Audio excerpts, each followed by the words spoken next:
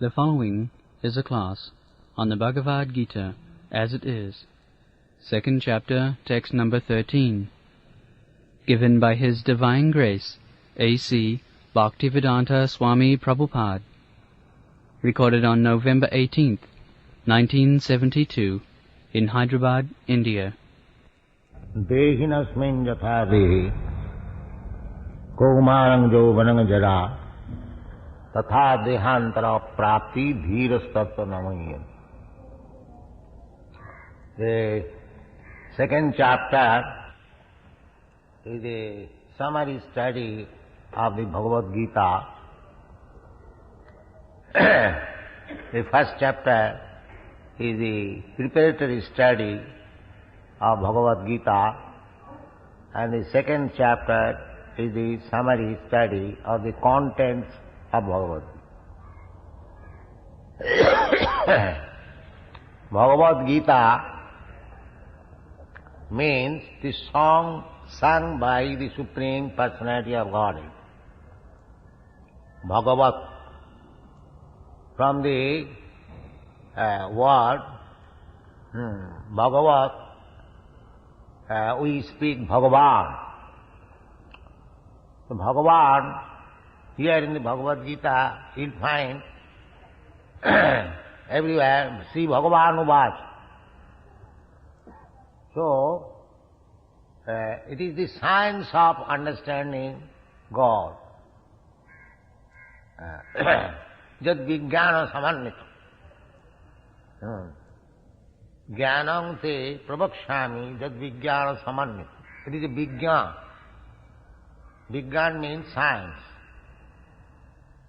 As everything is understood thoroughly through a scientific process, similarly, if you want to know the science of God, then you have to adopt the process by which one can understand God. That process is described in the Bhagavad Gita, Bhaktya mam avijanati. Krishna, the Supreme Personality of Godhead, he says, if anyone wants to understand me, then he has to take the process of devotional service. Not by the speculative process, or by fruitive activities, or by yogic process, mystic yogic process. It is clearly stated, not only in Bhagavad Gita, in all other Vedic scripture, athapi te deva padambujadnayam prasado leshanugrihita eva hi janati tattam bhagavan mahimna nachana ekopi chirang vichinna. One can understand the Supreme Personality of Godhead by His mercy only. Athapi te deva padambujadnam prasado leshanugrihita. Anyone who has received a small particle of the prasada, mercy of the Lord, he can understand the Lord. Nobody can understand the Lord perfectly. It is not possible, because the Lord is unlimited. We have got our senses very limited. Our senses are not only limited but also imperfect. We commit illusion, we try to cheat. So many defects are there. Therefore, simply by exercising our senses, it is not possible to understand God.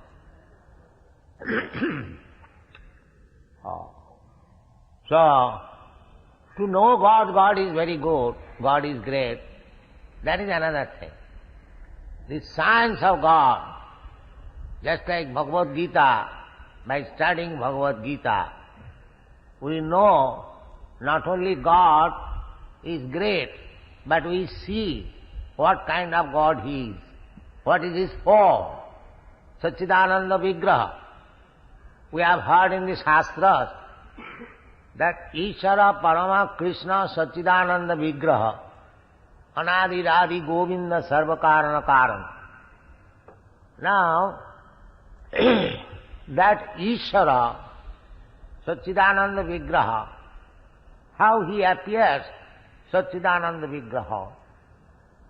Those who are present, of course, they saw the Satchidananda Vigraha, but because not all of them were devotees, they could not understand Krishna as the Supreme Personality of God.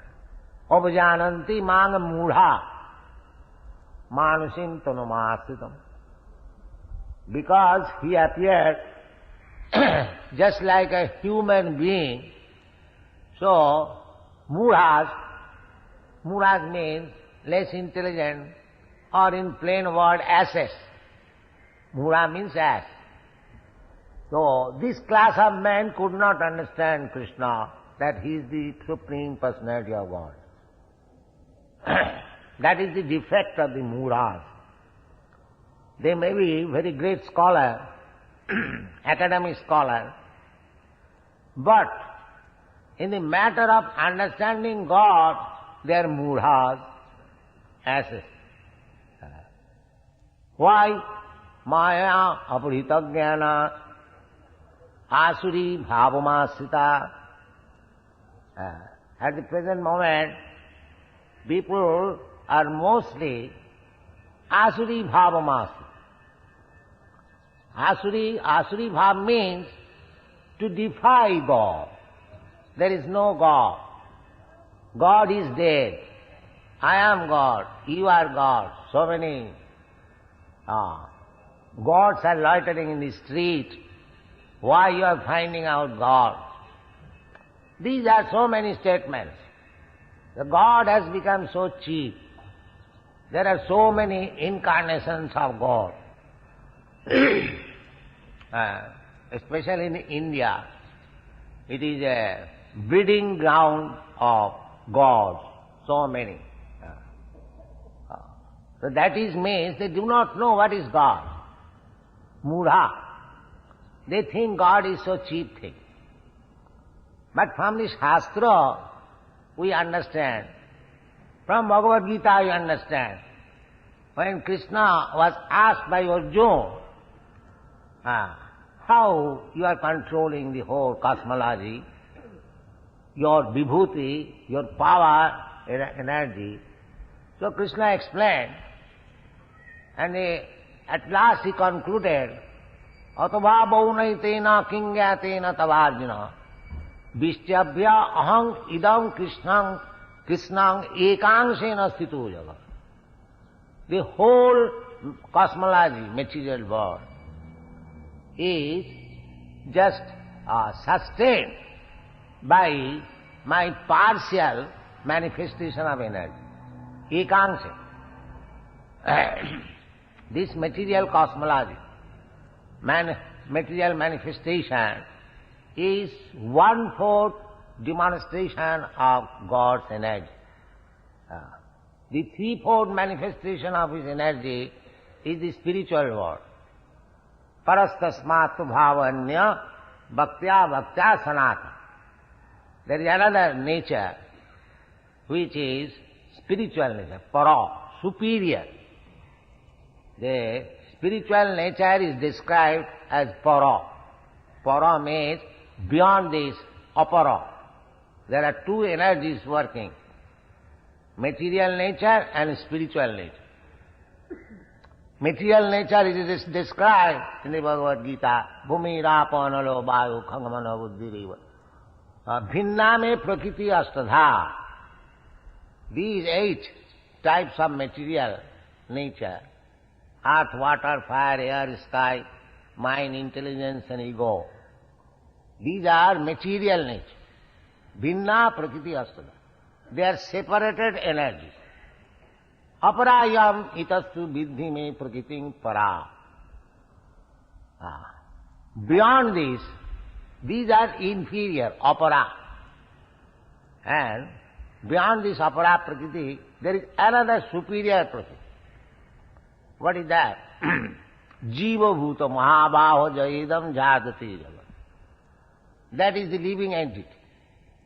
The living entity, living being, is energy of the Supreme Lord.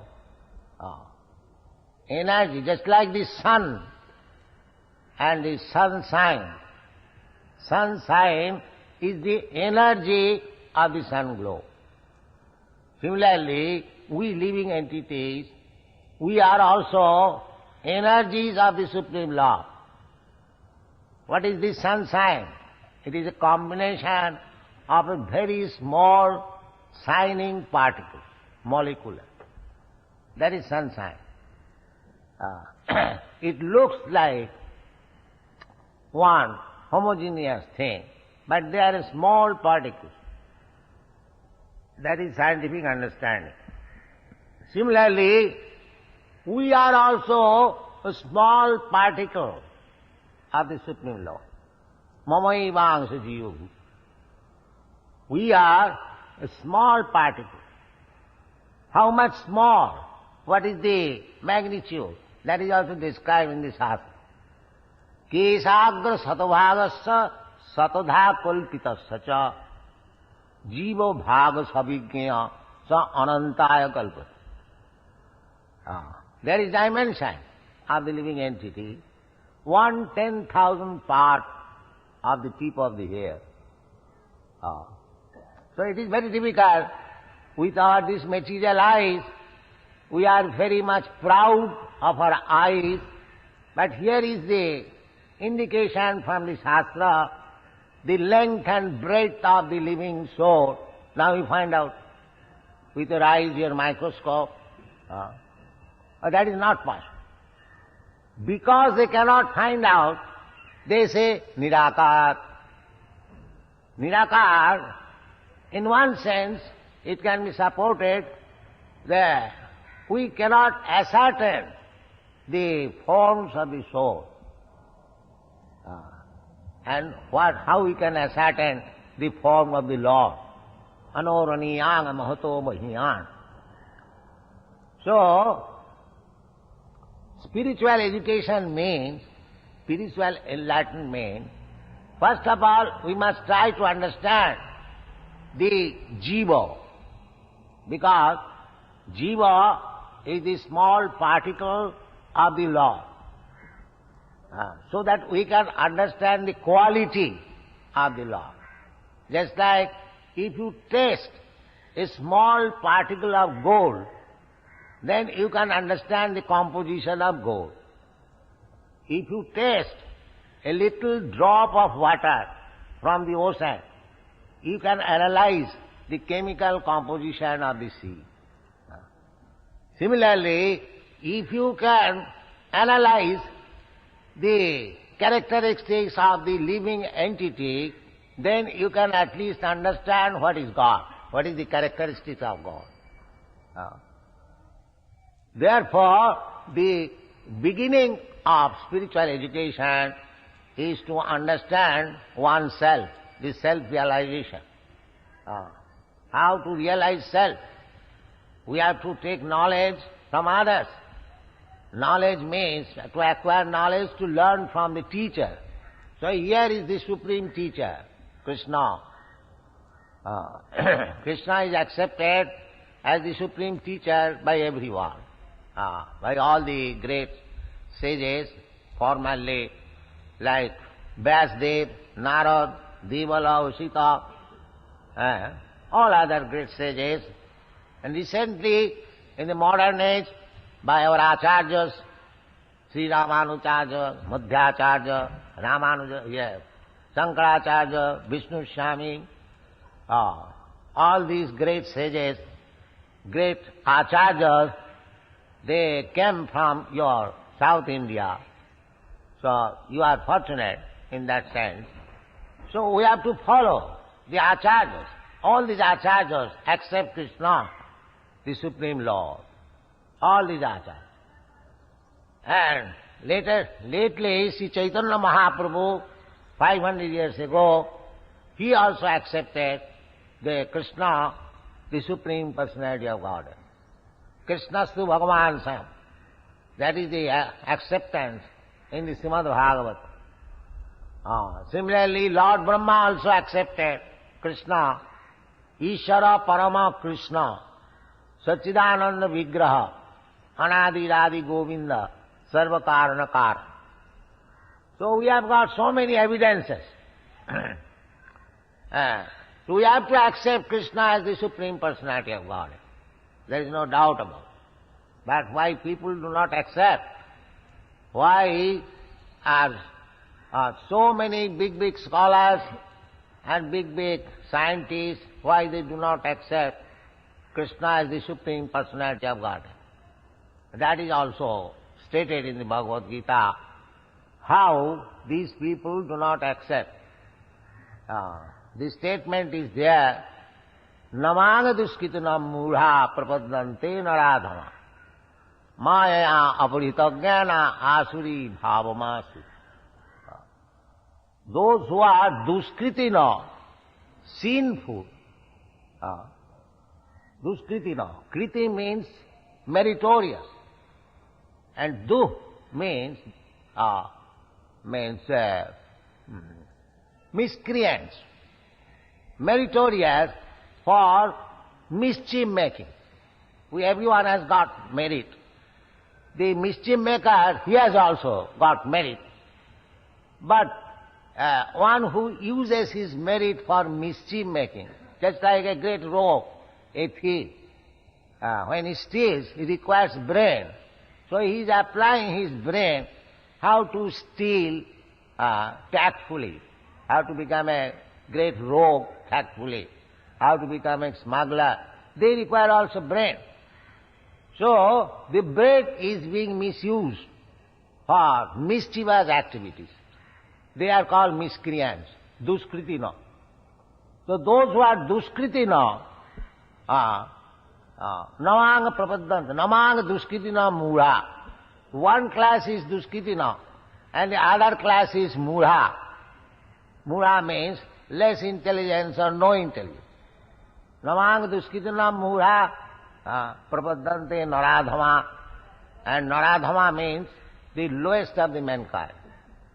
And maya aparitagyana, those whose knowledge have been taken by maya. Asuri bhavamasita. These classes are men. Do not surrender unto Krishna. We are not manufacturing these words. These words are in the Bhagavad Gita. If we study Bhagavad Gita, we have to accept these statements. Bhagavad Gita.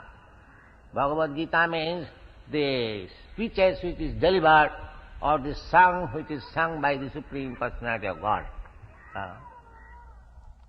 So, our Krishna consciousness movement is to preach all over the world that Krishnastu Bhagavan Swayam. You are searching after God. You are taxing your brain so much. But in spite of taxing your brain, you say sometimes that there is no God, or God is dead, or everyone is God, and so on and so on. But our proposition is that why you are taxing your brain? Here is God. Here is God Krishna. By authorities, by Vedic version, by his activities. If we read life of Krishna, we can see that he is Krishna, God, from the very beginning of his birth. God is not manufactured by some mystic power. God is God. A dog is dog. A dog cannot become God, God cannot become dog. That is the difference. So Krishna was God from the very beginning. As soon as Krishna took birth, he appeared in four-handed Vishnu Murti. But when he was prayed by his mother to become an ordinary child. He became an ordinary child without two hands. So that is God from the very beginning. Not that by attaining some mystic power one can become God. You can have some power. Godly, you have already power because we are, every one of us is a part and parcel of God. Therefore godly qualities are there. But you cannot become 100% God. That is not possible. That is not possible. They have been analyzed. All the demigods and living entities, they have been analyzed by great stalwart people. And it has been found that Krishna is 100% God. Krishnastu Bhagavan Swayam. Iti Changsakala Pungsha Krishnastu Bhagavan Swayam. All others, there are many other gods. Then gods means not the supreme God. Ishvara Parama Krishna. We are speaking of the Parama Ishvara or Parameshwara. There are two words. Ishvara, Parameshwara. Atma, Paramatma. That Param is God. We are Brahma, Parabrahma. So Parabrahma, Paramatma, Parameshwar, all these are applicable to Krishna. Just like Arjuna, after hearing Bhagavad Gita, he admitted, Parabrahma, Parang Dhama, Pavitrang, Paramam Bhavam. Purusham Shasatam Adyam. That is the position of Krishna. Adi Purusham. Govindam Adi Purusham. Krishna also says in the Bhagavad Gita, Aham Adirhi Devanam. Devanam, Brahma, Vishnu, Maheshwar. Then after Brahma, Vishnu, Maheshwar, there are other demigods, Indra, Chandra, Varuna, so many. So, Krishna says, Aham Adirhi Devanam. Aham Sarvasya Prabhava. He is the origin of everything. Aham Sarvasya Prabhava. Matta Sarvang Pravartate. Everything emanates from me. In the Vedanta Sutra also, the absolute truth is described as Janmadasya Jata. The absolute truth is that from whom everything emanates. So here is Krishna. From Shastric evidences, by his opulences, by his power, because Bhagavan means full of 6 opulences. Vaishajyasya samagrasya bijasya jasasya suya. He must be the richest. He must be the strongest. He must be the most famous. He must be the most beautiful.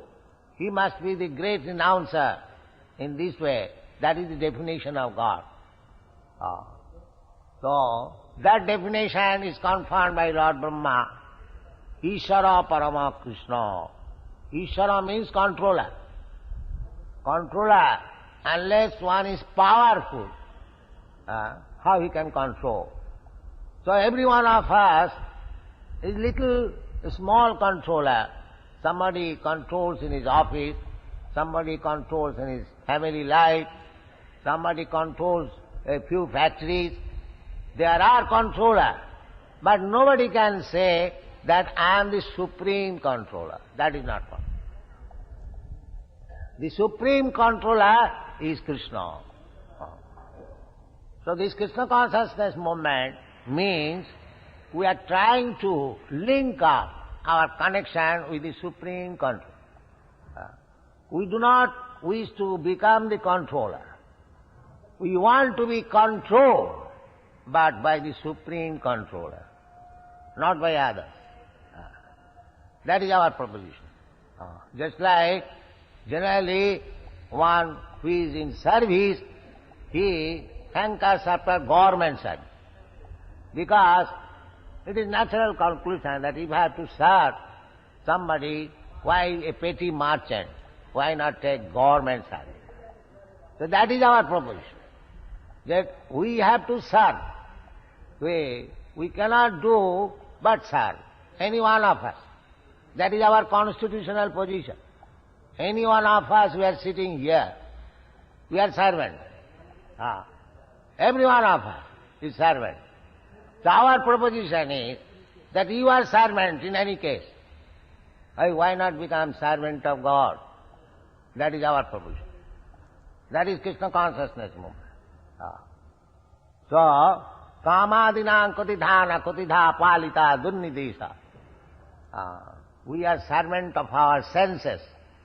Kam, krodh, lobh, moha, matsarya, all this. Dictated by our lusty desires, we do anything which is abominable. Tesham kotidhana kotidha palita dunnidesha. So we are servant, everyone. Therefore Chaitanya Mahaprabhu says, Jiver Sarup hai Nitya Krishna Das. Our real constitutional position is that we are eternal servant of God, Krishna. That is our position. But in this material condition of life, every one of us trying to become the master. That is the struggle for existence. Everyone is trying. I shall become the master, I shall become the supreme. But our position is servant. So this is called illusion. I am not master, I am servant, but I am trying to become master artificially. That is struggle for existence. And mukti means, liberation means, when you give up this wrong idea that I am master and try to become the servant of the Supreme, that is called liberation. Liberation does not mean that after liberation we will have a big gigantic form or so many hands, so many legs. Liberation means to become liberated from the wrong consciousness. That is liberation. The wrong consciousness is that I am master. So we have to change this consciousness. That is Krishna consciousness movement. One has to understand thoroughly that he is not master, he is servant. He is completely dependent on the supreme will. If we do not surrender unto the supreme will, then we have to surrender unto the will of Maya. We have to remain a servant. If we reject service or servitude of the Supreme Lord, then we have to become the servant of the senses. That is Maya. Actually, that is going on. The whole world is serving different types of senses. Senses are one, the same, but they have got different desires. So they are servant of different desires. Now, the Krishna consciousness movement is, it is not manufactured by us. We get it from Bhagavad Gita. Sarvadharman parityajya mamekam saranam vraja. Krishna says that you give up all these nonsense desires. You surrender unto me. That is the whole purpose of Bhagavad Gita. We are dictated by different types of desires, which is dictated by Maya, and we want to become master falsely. This is called illusion. This is called Maya.